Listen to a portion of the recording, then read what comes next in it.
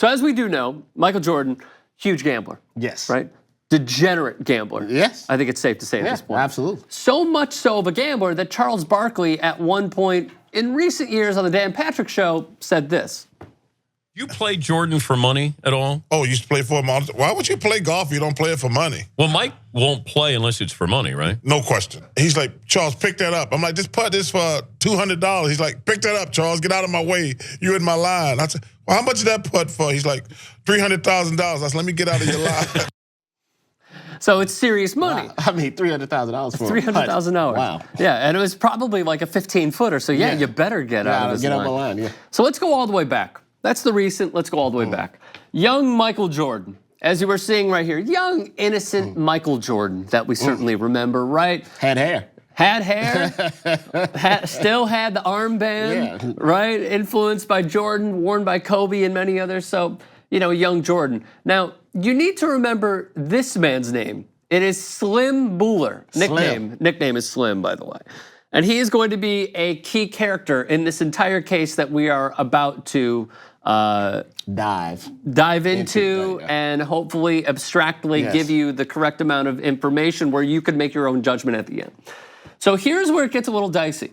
This was in 1986, where James Slim Buller appealed his jury conviction and sentence for conspiracy to launder the proceeds of cocaine trafficking and illegal lottery operations, more money laundering in the process as well. So automatically this is like, wait a minute, this is a huge red flag considering that Michael Jordan, as you're going to learn, was in business with this guy. He was also in violation of 18 U.S.C. Section 1957. This is in 88 now. Buller also challenges the seizure of his property in a criminal forfeiture pursuant and seeks to have his criminal indictment dismissed. More importantly, what you need to know here is that now police are involved and they're searching through his shit. And they're trying to find stuff. Right. And they're digging and they're digging and they're digging. Now, as he remembers it from 1991, this case was stretched out. Buller drug trial today. These headlines from 91 when Buller was found to be in possession of a check for $57,000 around the same time,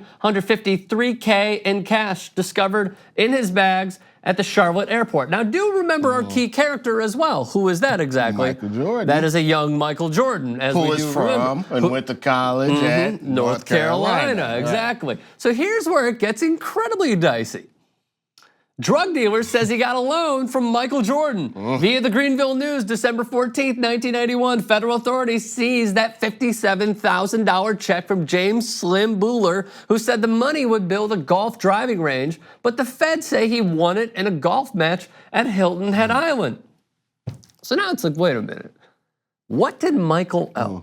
Right? And the cover, as Buller said, was like, no, it's a driving range. No, it's gonna be fine. So automatically we have a red flag. Well, absolutely. I think at that point, Michael Jordan, probably a little naive, probably not really understanding the type of people that he's dealing with. Right. Just at least we think. Young guy, lot of money, likes to gamble, likes to golf.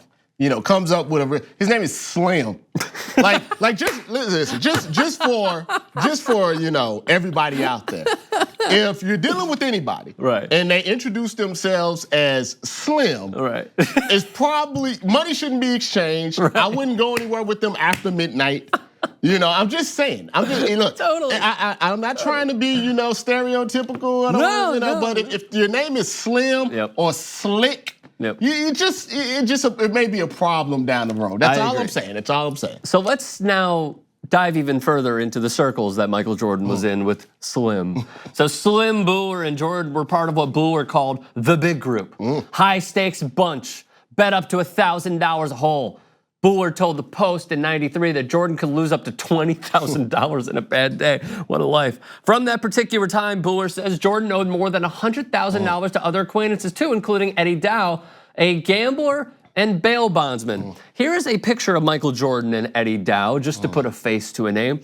Eddie Dow, another very important character that's gonna come about in this case, because this ended up happening. Via the Greenville News in '92, and here's what occurred. Eddie Dow carried a revolver and a stainless steel briefcase full of cash to work every day. He controlled a ramshackle empire of offices, and he put up cash to free accused criminals. February 19th, this is in '92, A young thief who had worked for Dow along with 3 other men gunned him down in the, I'm sorry, my eyes are terrible, in the carport of his heavily secured backwoods home. The killers pried open his briefcase, took the cash out, an estimated $20,000, but discarded the papers and documents left in there, totaling $108,000, 3 checks signed by none other than Michael Jordan. Exactly. Yes. So automatically we have a $57,000 check from Michael Jordan, and now we have 3 checks separately. So 4 checks total, the separate 3 in Dow's briefcase that was left for whatever reason by the burglars who killed Eddie Dow, totaled $108,000. You know what hustlers like? They like dumb people with a lot of money who aren't good at whatever they're gambling at. That's true. Look at Vegas. Yeah, yeah, that's true. Throughout Michael Jordan's career, no one ever said he was a good gambler or a good golfer. Right. He just likes to do it. And when you have so much money, you're a mark. That's what they call you. So these guys, and like I said, I don't think Jordan really realized how dangerous some of these guys were. But when they looked at Michael Jordan, all they saw was easy money. And I think it took a while before Michael Jordan realized, hey, I'm Michael Jordan. I can't really associate myself with that. And then that's where we get to the next part of the story. And now we turn to the court case that involves James Slim Booler, because Michael Jordan testified in federal court that again, it says today, it's in 92, that a $57,000 cashier's check he gave to a suspected drug dealer covered gambling losses from a weekend of golf and poker in South Carolina. So not only does it add up, but also the location adds up. Moving forward, during cross-examination, United States Attorney Frank Whitney asked Jordan why he originally described the money as a loan, which was a lie. It was not represented as a loan at all, he said. It was my immediate reaction to the media after a game to save embarrassment and pain and the connection to gambling. All right, so he's already lying just to try and get ahead, but then he's caught in the lie. Right. Meanwhile, his entire cross-examination lasted less than 11 minutes. Yes. So it tells you something about where maybe the agenda is within the case. Yeah, the fact that it's still Michael Jordan. And I think, a lot of times, the government, the cops, prosecutors, they want the big fish. But I think very early on they realized that it wasn't that Jordan was involved in this type of criminal mastermind. He just was an idiot and not a very good gambler. So, they're looking at it like, hey, do we want to mess up our case, dragging Michael Jordan through the mud, who at that time was on his way to becoming the biggest sports name out there. Basically this is a guy that just gambled a lot with shady characters. And how do we want to do that? So get him in and out, say it was, I lost the money, and try to hope that it all goes away. Now, to your point about him being a budding star, this was the start, at least the middle of a three-peat. The original three-peat. Yes, the original three-peat. And a lot of people don't understand that Michael Jordan, we think Michael Jordan now, we always just think Michael Jordan, he's bigger than everything, even now, right? But for those that lived it, it was an ascent, just like anything else. I mean, he was a star, but he wasn't Magic Johnson and he wasn't Larry Bird, at the beginning. He was called like too selfish. Critics. He just scored a lot, and stuff like that. It was only until he started winning the championship, along with the marketing of Nike, and that it went to, okay, Michael Jordan's the best player in the game, the best player in the world, and he's this big marketing thing. So we got a culmination of all of this going on with this little scandal off to the side. So here's the thing. Not only was he winning, as you just saw from that picture, cigar in his mouth, but can we throw that up one more time? I love those old, I'm sorry. I thought it was the caricature t-shirt at first. Yeah. I saw it for a glance. Bring back the caricature t-shirts. Can we all agree as NBA fans? Those are the best. Okay, so the NBA then was like, look, we gotta investigate this. We gotta do something. It was nearly open and closed within the blink of an eye, as one writer wrote on April 12th, 1992, I believe this was the entire NBA investigation into Michael Jordan's gambling. Commissioner David Stern, Mikey, you're killing me, babe. Jordan, it's cool, Dave. Stern, thank God that's behind us. And that was pretty much it. That's how the media perceived it. It was a different time back then. If a lot of people don't remember that in the late 70s, early 80s, the NBA was barely staying afloat. I mean, we're talking about NBA finals that were on tape delay in the early, 80s. And then Magic and Larry kind of brings it out of its doldrums, right? But it doesn't really hit that real peak until Michael Jordan. Right. So if you have a Michael Jordan scandal, something or a suspension or anything like that, all of a sudden what you've been building takes it's like winning 10 rounds of a fight and then getting knocked down in the 11th. Right. Like you're holding on. And they just didn't want to chance it. They were going to, give them a 14 count if needed. Right, of course. And it should be emphasized a little bit more on our part. The investigation was literally like that. It was over, yeah. It was over. They barely investigated Michael Jordan. So then this happens. 1993, he has a few days off with the Knicks series, of course, in the Eastern Conference playoffs. And he was spotted in Atlantic City, May 27th, 1993, the New York Times with a humongous story on Michael Jordan and his gambling. In New York, Jordan's Atlantic City caper raises questions of commitment to the Bulls. And highlighted right there, Michael Jordan turned the Knicks' home court advantage into the casino advantage. Monday evening, early Tuesday morning, in the wee hours, Jordan's time might have been better spent resting. But after practice on Monday, he checked into Bally's Grand in Atlantic City, New Jersey at 5:07 that afternoon, according to a hotel employee.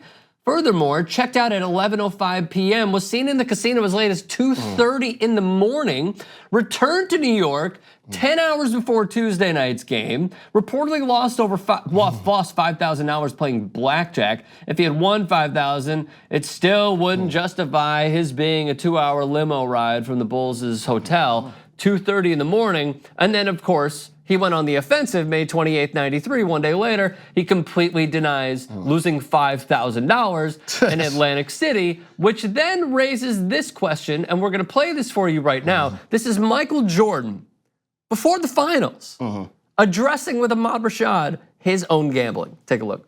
I just felt that it was unfair that I was being considered a criminal for doing something that is not illegal. Gambling is legal. I think that's something that the media has taken it far greater than what it is.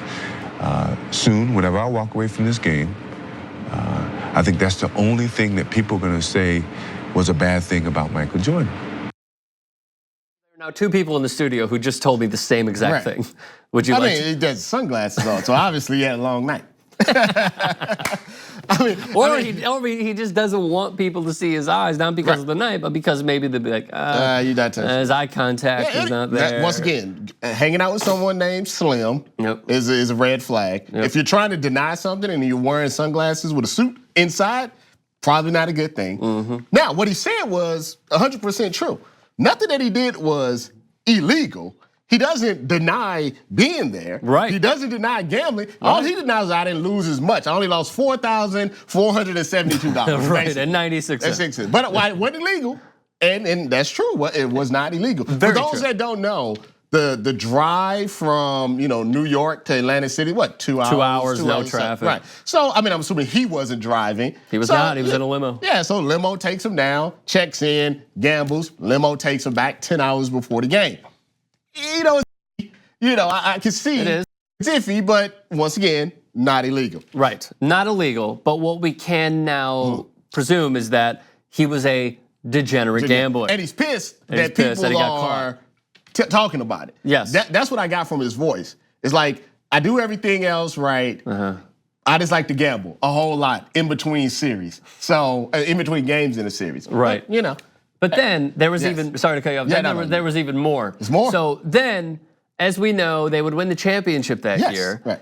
But there would be another report. And this would come from Richard Esquinas. This is via the Reno Gazette-Journal. Jordan breaks silence to refute golf gambling allegations when, according to Esquinas, Jordan lost to Esquinas $1.25 million in golf bets.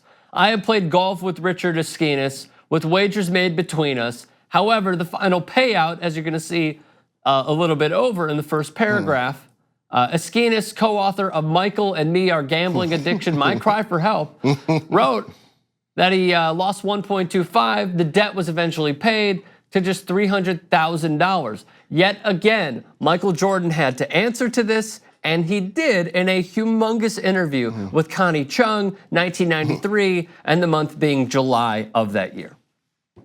A lie to me, you, yeah, I mean, that would be considered a mistake.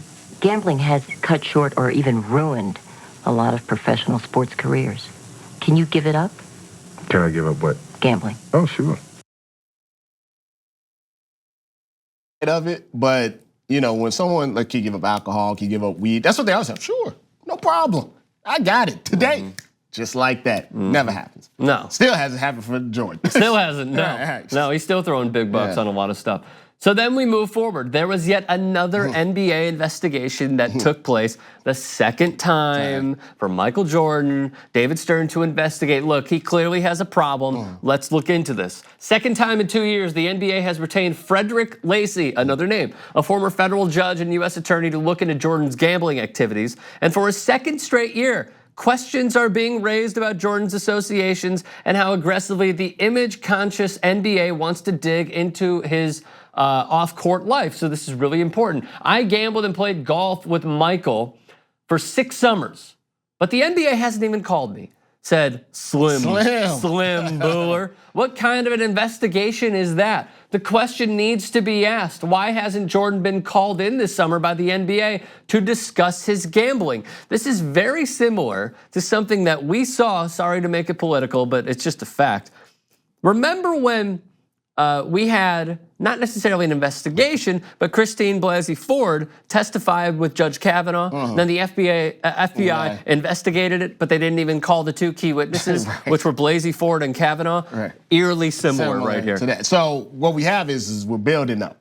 You know, we got shady guys, we got Slim, we got midnight trips to casinos. We got $1.5 million. That's a lot of money, even for someone that's rich to be. So all of this is building up, and I think the most important thing out of all those quotes at that time is the NBA, conscience. How did they public perception at that time? And all of these shady guys are getting arrested for other things, and Jordan is connected to them. Yes, very much so. And now there is one wild theory that's going on that happened roughly around this time that says, because of what occurred with Jordan's dad, that in case you haven't seen, I'm gonna cut myself off. Here is what occurred around this very same time with James Jordan. Now, James Jordan, the father of NBA superstar Michael Jordan, may have been kidnapped before he was murdered. His body was found floating in a South Carolina creek. He'd been shot once in the chest. The 57-year-old Jordan's body was actually discovered a week and a half ago, but not identified until now. Wild conspiracy theory on all of this is that, well, Michael Jordan owed a lot of bad people a lot of money, and as it goes in many cinemas that Hollywood has come up with, well, they're gonna take out someone in your family. It's a theory. I don't believe it to be true. Many have made the connection. There's been new evidence in the case of the 2 then kids, now men, who were involved in this, that allegedly took James Jordan out of the car, shot him, made phone calls on James Jordan's actual cell phone as well. Still, I don't see the connection. I understand why many would say where there's smoke, there's fire. It's just one of those things because of the people that he was associating with and the fact that it just seemed random. Why out of all the people you just, random kidnappings don't happen. Now, random murders happen. But if you kidnap someone, normally it's about ransom. Like it's something that you want to get out of them. Did these people know that this was James Jordan? Maybe they just thought he had a bunch of money on him because he was Michael Jordan's father. But it's the affiliation with the criminals that make people want to make that connection. Very much so. So going a little bit further now, even this occurred while the investigation, going back to the investigation rather, and why there was potentially a cover-up. The question needs to be asked, why hasn't Jordan been called in this summer by the NBA to discuss his gambling? Richard Askinas offered to talk to the NBA under oath, but Lacy said that wasn't necessary. I think the NBA is interested in seeing if there's a way Jordan's gambling can all be covered up, if it can all be covered up. So Jordan wasn't even called into his own NBA investigation, all right? Once again, we're having very, very weird stuff going on. Yet, here's what else occurred. In October, this is going to be A6. In October, Michael Jordan made a really, really shocking statement calling a press conference, and here it was. Very solid with my decision of not to play the game of basketball. in the NBA. He then called his retirement early October. One of the weirdest things that he said, though, in that press conference is in this next video. 5 years down the line, if that urge comes back, if the Bulls have me, if David Stern lets me back in the league, I may come back. You're right. Why would he say, like, he could be joking, but if he was joking, there would be a smile on his face. He was deadpanning it. He was. And it was clear, if David Stern lets me back into the league. Makes sense to say if the Bulls will have me. Makes sense if I get the urge. But if you retire, there's absolutely nothing stopping you. If I was like, you know something, I'm going to retire from TYT today, right? And I came and I did a press conference and said, if TYT has me back, I would appreciate that. And if the media commissioner decides to let me back in the building, like, why wouldn't it? I mean, that was weird. It was weird. It's weird. That dialogue does not come out of nowhere. Right. I think it's very safe to say. Yet, what happened 3 days later? This. Interesting. Via the Desert Sun. Jordan retires, and then he's cleared in his own gambling probe, one that he was not even interviewed for. So many have now made the connection, Robert, and I have more to show, but many have made the connection here that it's like, okay, the timing is weird. Jordan retires out of literally nowhere. Out of nowhere. They're building a dynasty. They have a three-peat going on. Deuces, I'm out. 3 days later, cleared of anything to do with gambling in the NBA. And then that's where I think the conspiracy is either did David Stern make him retire, or did he realize the heat was coming and he tried to get out of Dodge, which made it easier for David Stern to say, there's nothing to investigate because he's not around. Right, and now we could actually show what he was up to next. Not a golf swing, but a baseball swing. Because he went to a Double-A team. He was not good, as we certainly do remember. His average was well below like 220. I don't even think he hit 220. I think it was a $198 or something like that. So not impeccable were his baseball skills, though his late father did always want him to play baseball. That was his father's first love, so he wanted that to carry over. Yet, as we now put a bow on it and then discuss it a little bit further, as many people know, there is a beleaguered ex-ref by the name of Tim Donaghy who has gone on the record saying that there is corruption in the National Basketball Association. There was corruption in the National Basketball Association. And here is what he was asked about Jordan gambling. Did everyone know? Here was his response. Take a look. Amongst the circles of the inner people involved in the NBA, that he had a gambling problem, and the commissioner asked him to step away from the league until he got those demons corrected, and then he was going to come back, and that's exactly what happened. So it was definitely something that everybody talked about. So you're going to confirm that David Stern did. That is the reason why, in your eyes, that Michael Jordan stepped away from the NBA because of the problems he had with gambling circles. And he did. I'm sorry that we cut that off a little prematurely, but he did. So the main point that we need to ask is, there were many red flags that were going on. Whether you trust the last part with Tim Donaghy, I don't really care. It's just somebody that was involved when it came to the Kings and Lakers, at least to his own being and own doing. So the question that I need to ask to everybody else is, do you believe in the conspiracy theory that Michael Jordan was asked to go away for all the hush to die down, because when he did return, they had another three-peat? I do believe it. And for one, for the clip, for one, for all the evidence that you presented. But I think there is something else that people don't talk about. Okay. When you retire, right? The whole point of retiring is maybe you lost your competitive edge. Maybe you want to go do, which he said, by the way, in that press conference. You want to do other things and stuff like that. Hang out with family. He retired and immediately went to another sport, which tells me that he didn't lose the competitive edge. He just didn't have anything to do. So he found something else that he could do that can urge on his competitive fires. Meaning, I don't think he wanted to retire from basketball. Who retires from what they're best at to do something that they're worst at? Right. Like, I understand, I want to challenge, right? But if I'm the best of the best, I don't say, let me go to something I'm the worst of the worst. Right. Like, that never, set well with me. I get it. I want to see. All that said to me was that he didn't want to do it, and he needed something to do. And he figured out something that was, semi-interesting to him until he could come back. Right. So I definitely, I don't know if it's as simple as David Stern saying you got to go, or Jordan say, I got to get the hell up out of here before they do something to me. But I do think it's not as simple as, you know something, I won 3 championships, and I'm 32. At the prime, I mean, I'm in my prime, and I'm just like, I'm out. I just, for someone as competitive as Michael Jordan, want to kill his competition, you don't think he wanted to win 5, 6, 7, 8 in a row? Of course. I definitely think there was other things that were going on at the time. Looky here. We have presented the evidence for all of you. Now it is up to you. Do you believe that there was a conspiracy? Do you believe that this conspiracy theory rather is true?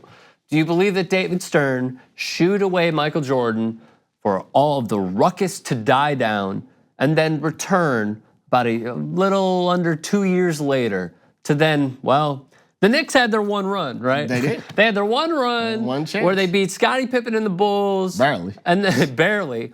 And then they lost to Hakeem Olajuwon and the Houston Rockets in that series. Do you believe that this conspiracy theory is true? Do you believe that Michael Jordan then came back once all the noise was muted? Let us know in the comments section below. Do you know what you could get for $4.99? Maybe 1 pack of Skittles. You know what's better? A lot of content. So download the TYT app, available on iOS and Android.